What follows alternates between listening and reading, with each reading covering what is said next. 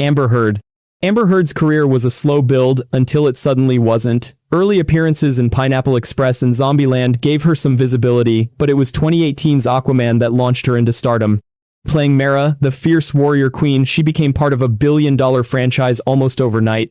But just as her profile reached its peak, her personal life detonated. In December 2018, Heard published a Washington Post op-ed describing herself as a survivor of domestic abuse. While she didn't mention Johnny Depp by name, the connection was unmistakable, and the timing, just days before Aquaman's release, didn't go unnoticed. The fallout would take years to fully unfold. Depp responded with a defamation lawsuit, leading to the 2022 courtroom showdown that turned into a media circus watched around the world. The verdict may have been mixed, but in the court of public opinion, Heard lost badly. TikTok, YouTube, and Twitter drowned in memes mocking her testimony. The hashtag AmberTurd went viral for weeks. Analysts later uncovered bot networks amplifying pro-Depp narratives, but by then, the damage was irreversible. Her role in the Aquaman sequel reflected the shift. Reports suggested her screen time had been slashed to under 10 minutes. She was largely absent from trailers, press events, and merchandise campaigns. The film itself earned $440 million, less than half of the original's take, and far below DC's expectations. Outside of the DC universe, Heard's career flatlined. The indie thriller In the Fire barely registered, and no major projects are on the horizon. She has since relocated to Spain, reportedly to escape relentless US media attention, and is working only on smaller European productions. Ironically, her career struggles existed even before the trial. Films like Drive Angry and London Fields flopped hard, while even The Rum Diary, the project where she first met Depp, failed financially. Aquaman was the rare hit in her filmography. The trial, however, didn't just stall her momentum, it effectively erased her from Hollywood. Heard's association with the Me Too movement, through her op-ed, was intended to be empowering. Instead, it triggered a chain reaction that transformed her into one of the most polarizing figures in modern pop culture, and in the eyes of many studios, box office poison. Rachel Zegler. Rachel Zegler's career took off at lightning speed. She went from uploading YouTube covers to winning a Golden Globe for West Side Story before even turning 21. Chosen by Steven Spielberg out of 30,000 hopefuls, she became the face of a classic revival. Critics celebrated her, awards followed, but fame quickly turned into a double-edged sword. Zegler's off-screen presence soon became her biggest challenge. Spielberg's West Side Story may have earned praise, but financially, it stumbled, making just $76 million on a $100 million budget. Even so, Hollywood welcomed her with open arms. In rapid succession, she secured parts in Shazam, Fury of the Gods, The Hunger Games prequel, and Disney's live-action Snow White, 4 blockbuster franchises in as many years. But one remark shifted everything. While promoting Snow White, she publicly criticized the 1937 original, dismissing the prince as a guy who literally stalks her, and declaring that her version wouldn't be about being rescued, but about becoming a leader. To many, this sounded less like an opinion and more like an attack on Disney tradition. Conservative outlets pounced, YouTube was flooded with takedown clips, and David Hand, son of the original film's director, called the remake insulting. The backlash hit just as the numbers turned sour. Shazam 2 barely broke even, bringing in $134 million against a $125 million budget. Snow White was an outright disaster, over $270 million spent, but just $22.8 million worldwide. Even a Mother's Day re-release only managed $335,000 across 1,300 theaters, averaging around 17 people per screening for an entire weekend. Zegler's own words didn't help. A clip surfaced of her saying she only took the Shazam role because I needed a job, which many online painted as ungrateful. Then came politics. While working with Israeli actress Gal Gadot, she voiced support for Palestine, something Disney executives reportedly warned her about. Her Gen Z, unfiltered TikTok-style communication clicked with young fans online, but clashed with the carefully polished image studios expect from franchise leads. The result? Hollywood cooled off. Beyond Snow White, no major new roles are lined up. What started as one of the fastest ascents in modern Hollywood has become a cautionary tale of how quickly momentum can vanish when a studio's rebranding strategy hinges too heavily on one actress. Brie Larson. Brie Larson's climb to the top of Hollywood was swift, deliberate, and impossible to ignore. She transitioned from sitcom supporting roles to winning an Academy Award, and eventually became the face of Marvel's boldest identity shift, all in less than 10 years. But every step upward brought her closer to cultural landmines, and she ended up stepping on more than one. Her breakthrough came with Room in 2015, a performance so powerful it earned her the Oscar. Overnight, she went from indie favorite to A-list talent. Hollywood studios noticed immediately, and Marvel made their move. In 2019, she entered the MCU as Carol Danvers in Captain Marvel, the franchise's first female-led superhero film. The payoff? Over $1.1 billion at the global box office. But controversy soon followed. During the press tour for Captain Marvel, Brie doubled down on inclusivity in media coverage. Her now famous remark, "I do not need a 40-year-old white dude to tell me what didn't work for him about A Wrinkle in Time," ignited a storm online. To some, she wasn't just promoting her film, she was dictating who the audience should be. The internet erupted. YouTube filled with anti-Brie videos, Reddit threads piled on, and Rotten Tomatoes had to change its review system after a flood of targeted review bombing. Still, the movie thrived at the box office, yet Marvel adjusted its strategy. In Avengers Endgame, her screen time was noticeably reduced, her promotional push toned down. She was still present, just less central. Then came the Marvels in 2023. Despite a budget north of $270 million, it opened with only $26 million worldwide, one of the MCU's most crushing failures. Once again, Brie became the lightning rod for blame. But the reality was more complicated. A muddled storyline, no clear villain, reliance on Disney Plus homework, and a lack of cast promotion during the 2023 actors' strike. Even Disney's own CEO pointed to creative missteps, not Larson herself. Still, perception is powerful, and Brie remained the scapegoat. By 2025, her tone toward critics had hardened. When asked about the backlash, she refused to engage, saying, "By continuing this conversation, you're tying me to something that has nothing to do with me." Her publicist promptly ended the interview. From indie darling to billion-dollar powerhouse to cultural lightning rod, Brie Larson didn't just star in the era of so-called wokeness, she became its frontline symbol. Lena Dunham. Lena Dunham wasn't just a writer or performer for a moment, she was a cultural lightning rod. Her HBO series Girls, which ran from 2012 to 2017, captured the millennial experience in a raw, messy, and unapologetically personal way. It won multiple Emmys and made her the face of a new kind of storytelling, but the very things that made her stand out also fueled relentless criticism. Dunham wrote, directed, and starred in the show, embodying Hannah Horvath, a character widely seen as self-absorbed, privileged, and blind to her own contradictions. Viewers were divided. Some praised the honesty, others despised the entitlement. Critics also pointed out the obvious. A Brooklyn-set series with an all-white lead cast felt tone-deaf. Dunham acknowledged the oversight, but the damage was already there. After Girls, her momentum faltered. HBO gave her another chance with Camping in 2018, but the series was a flop and cancelled after a single season. She returned to filmmaking with Sharpstick and Catherine Called Birdie, but neither made an impact. Sharpstick grossed a mere $68,000, and Catherine went straight to streaming, leaving no mark at the box office. Off-screen controversies deepened the cracks. In 2017, Dunham defended Girls writer Murray Miller after he was accused of sexual assault, labeling it one of the rare false reports, a claim she later retracted after fierce backlash. The move clashed with her feminist image and widened her credibility gap. Other moments added fuel. Her memoir included passages about childhood behavior with her sister that were branded inappropriate. A remark on her podcast about wishing she'd had an abortion drew outrage. An anecdote about NFL star Odell Beckham Jr. implying he judged her for her looks at a gala was met with ridicule. Each controversy chipped away at her reputation. Because her art was so closely tied to her personal life, every misstep blurred the line between Lena the creator and Lena the headline. When the audience moved on, there was no role or project to shield her, just Lena Dunham, with an industry that had grown tired of listening. Kelly Marie Tran. Kelly Marie Tran's Hollywood journey is a mix of breakthrough success and harsh backlash.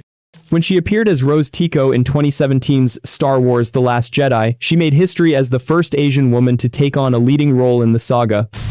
It was a huge win for representation, but it also placed her directly in the crossfire of one of the franchise's most divisive chapters. The movie itself was a massive box office success, bringing in over $1.3 billion worldwide, but fan reactions were split down the middle. Some criticized Rose's subplot as weak, but what followed went far beyond storytelling critiques. Tran endured relentless online harassment filled with racist and sexist abuse. It became so overwhelming that she eventually wiped her Instagram posts.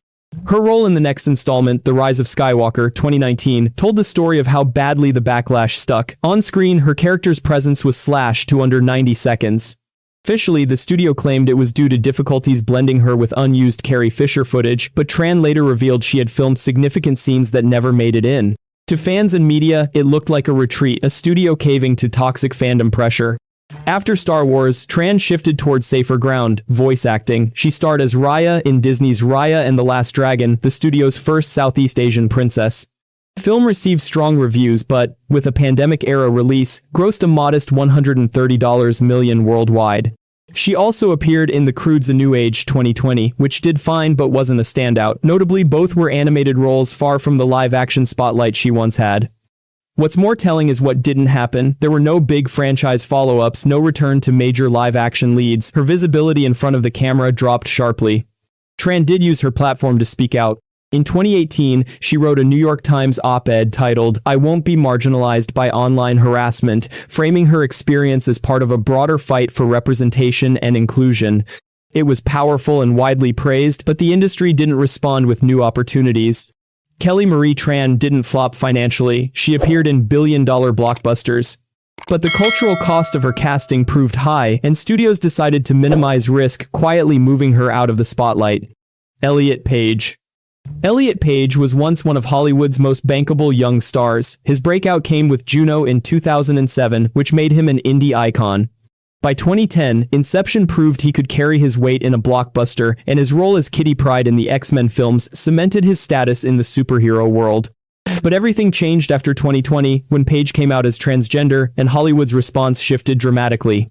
His announcement was groundbreaking. He became the first openly trans man to grace the cover of Time magazine, sharing his journey with honesty and vulnerability, but professionally the momentum slowed.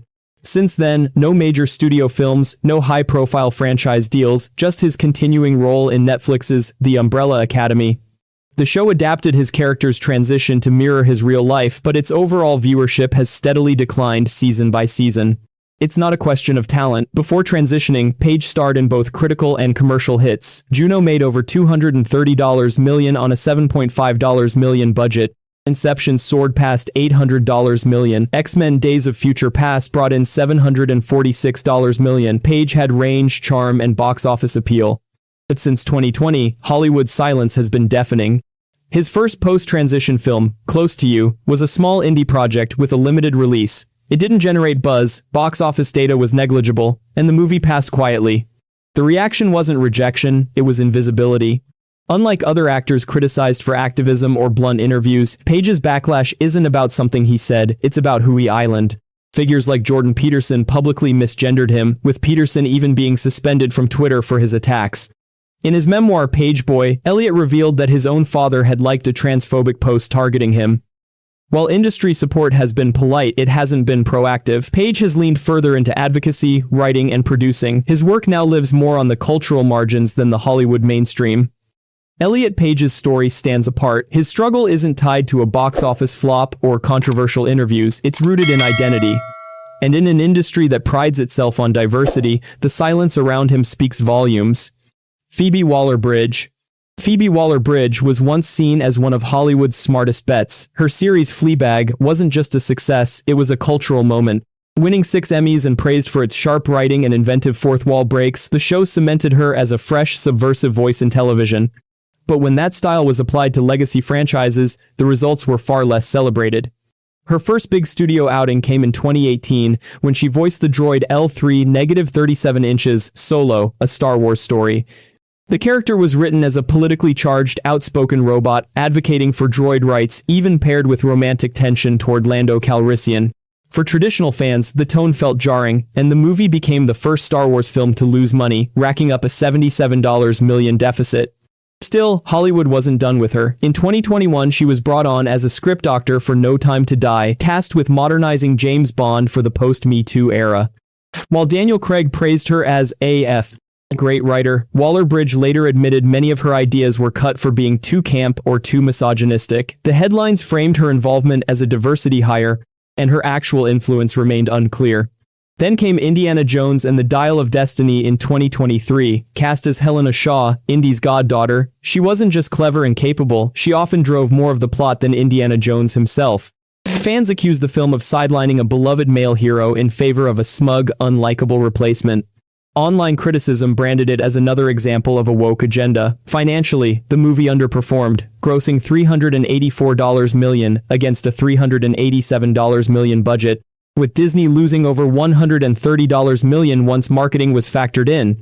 The issue wasn't Waller-Bridge's talent. Her brilliance shines in deconstruction, irony, and self-awareness. That style electrified Fleabag. But when applied to nostalgic, straight-faced franchises like Star Wars and Indiana Jones, it clashed. Fans wanted sincerity and legacy, not reinvention. Her rumored Bond spin-off has since been shelved, though her Amazon deal remains in place. For now, no new major roles are on the horizon. The message seems clear. While Waller-Bridge thrives as a creative disruptor, Hollywood doesn't always welcome disruption when it comes to its sacred icons. Jameela Jamil.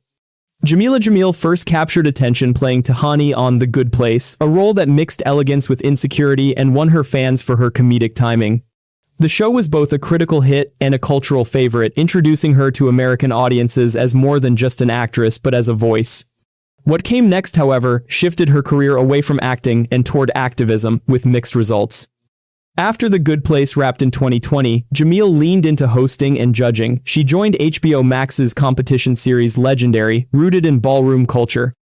Almost immediately, critics called out her lack of connection to the queer, Black, and Latino communities the show was meant to represent. At the height of the criticism, she came out as queer, a revelation many questioned, with the timing viewed as defensive rather than authentic. Her next high-profile acting role came in 2022 with Marvel's She-Hulk, Attorney-at-Law, where she played Titania, a supervillain styled as a social media influencer. The show itself divided fans, with many criticizing its writing, tone, and CGI. Jamil's performance was widely panned as awkward and over-the-top. She fought back online, clapping at critics by accusing them of misogyny and hostility, but the series fizzled, leaving her without a strong fanbase or major roles to follow. Outside of acting, Jamil became best known for her activism, particularly through her I Weigh movement focused on body image and self-worth, but even that wasn't free of controversy. She frequently clashed with celebrities, especially the Kardashians, over issues of diet culture and body shaming. Her approach, often absolutist and scolding, earned her the reputation of being a woke scold. Her credibility also suffered from bizarre personal claims. Over the years, she spoke of multiple car accidents, temporary blindness, extreme allergies, and a string of rare illnesses. Online, a viral theory accused her of exaggerating or fabricating her medical history, suggesting she had Munchausen syndrome. Jamil denied it, blaming the attacks on ableism, but the accusations stuck. Jameela Jamil's career didn't collapse through traditional flops. It stalled because her brand became more about provocation and activism than performance. She found a following online, but in Hollywood, the momentum she gained with The Good Place never carried forward.